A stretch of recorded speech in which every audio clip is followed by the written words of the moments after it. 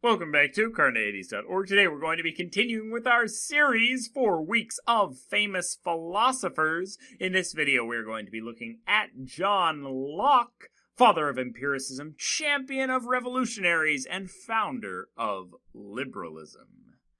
Now, John Locke was an English philosopher that had a significant effect both on the way that people of the time thought of the mind and on the reasons that we believe governments are legitimate.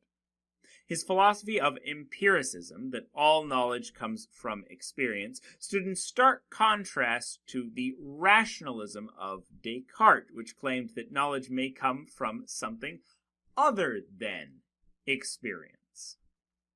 Now, Locke lived during a tumultuous time in English history. Born in 1632, he came of age during the English Revolution and Oliver Cromwell's protectorate. In his life, he would see the crown return to power and then eventually be transformed into a constitutional monarchy during the Glorious Revolution.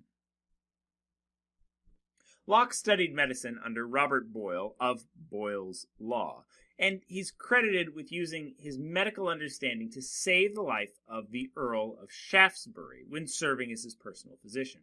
Shaftesbury returned the favor by loaning Locke some of his political ideas, as Shaftesbury was the founder of the Whig movement.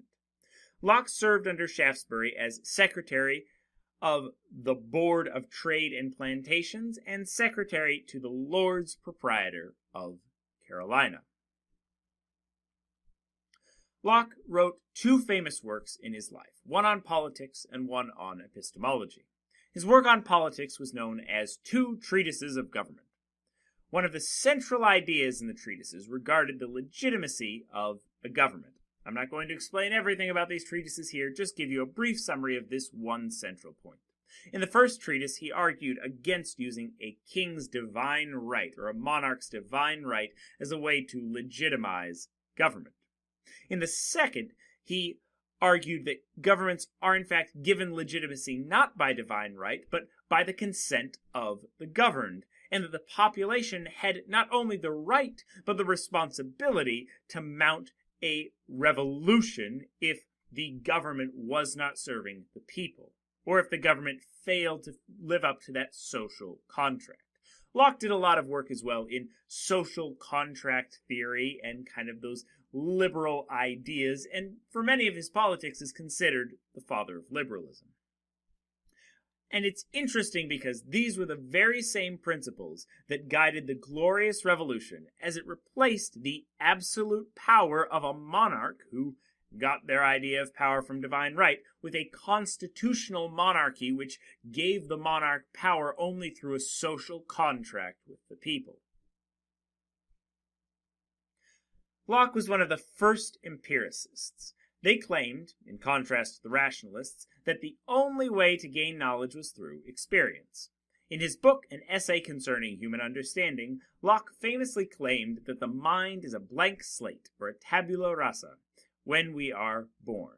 Only through experience can we write to it or learn more.